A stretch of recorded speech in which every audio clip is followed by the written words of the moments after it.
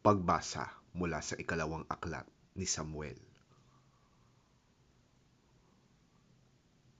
Nang sumapit ang tagsibol, panahon na karaniwang nakikipagdigma ang mga hari, pinalabas ni David ang buong hukbo ng Israel.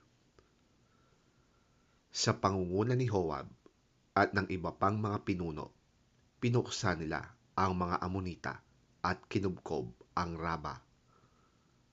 Subalit si David ay nagpaiwan sa Jerusalem. Isang hapon, pagkagising ni David, umakyat siya sa bubungan ng palasyo at naglakad-lakad. Mula roon, may natanaw siyang isang babaeng naliligo. Napakaganda ng babae.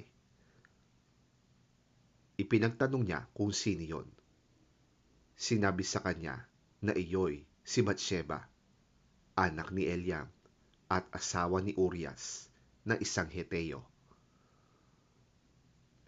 Ipinakuha niya si Batsheba na nooy katatapos pa lamang ng kanyang paglilinis ayon sa tuntunin para sa mga babaeng nireregla. Sinipingan siya ni David at pinauwi pagkatapos.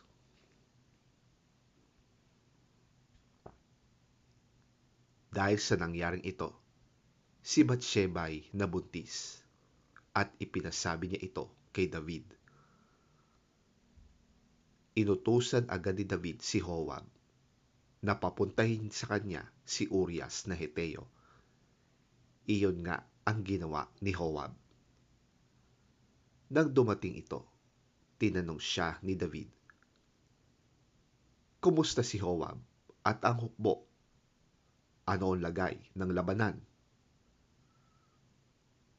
Sinabi pa niya kay Urias, "Umuwi ka na at sipingan ang iyong asawa sapagkat nanggaling ka pa sa malayong paglalakbay."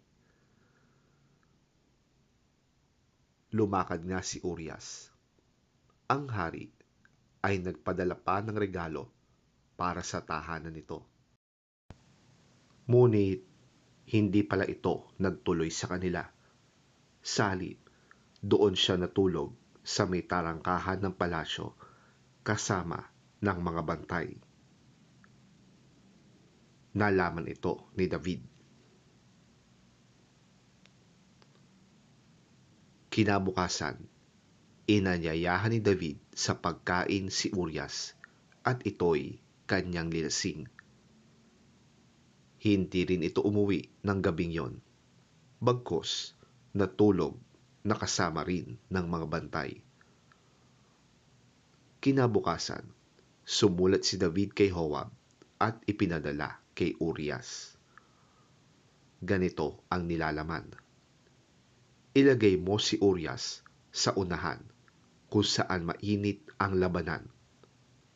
Pagkatapos, iwan mo siya roon at bayaan mo siyang mapatay."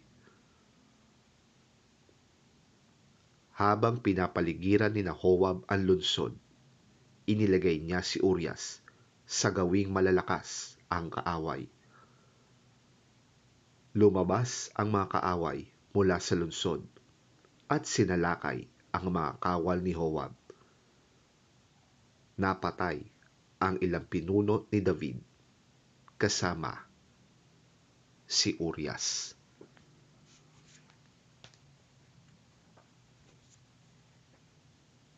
Ang salita ng Diyos. Salamat sa Diyos.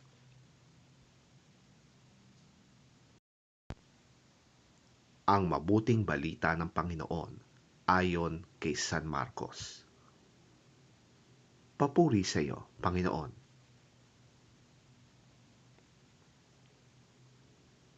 Sinabi pa ni Jesus, ang kaharian ng Diyos ay maitutulad sa isang taong naghasik ng binhi sa kanyang bukid.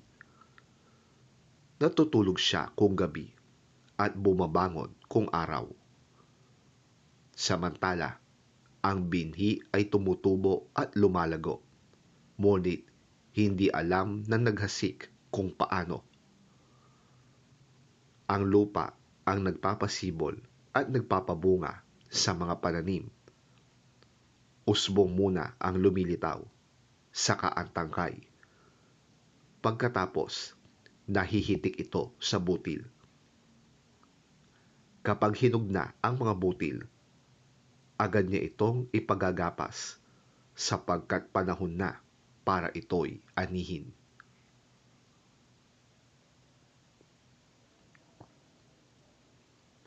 Saan pa natin maihahambing ang kaharian ng Diyos? Anong talinhaga ang gagamitin natin upang mailarawan ito? Tanong ni Jesus. Ang katulad nito ay butil ng mustasa na siyang pinakamaliit sa lahat ng binhi. Ngunit kapag itinanim, ito'y lumalago at nagiging pinakamalaki sa lahat ng tanim. Ito'y nagkakasanga ng mayabong, kaya't ang mga ibon ay nakakapambugad sa lilim nito.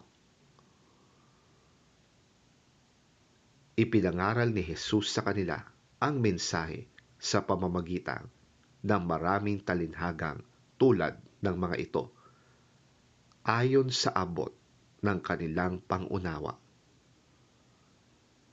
Hindi siya nangaral sa kanila nang hindi gumagamit ng talinhaga. Ngunit ipinapaliwanag niya ang mga ito sa kanyang mga alagad kapag sila na lamang.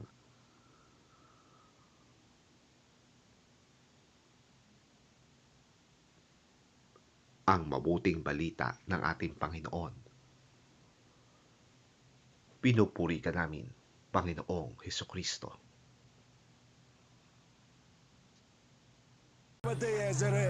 He also said, "This is what the kingdom of God is like. A man scatters seed on the ground. Night and day, whether he sleeps or gets up, the seed sprouts and grows, though he does not know how. All by itself, the soil produces grain, first the stalk, then the head, then the full kernel in the head. As soon as the grain is ripe, he puts the sickle to it, because the harvest has come."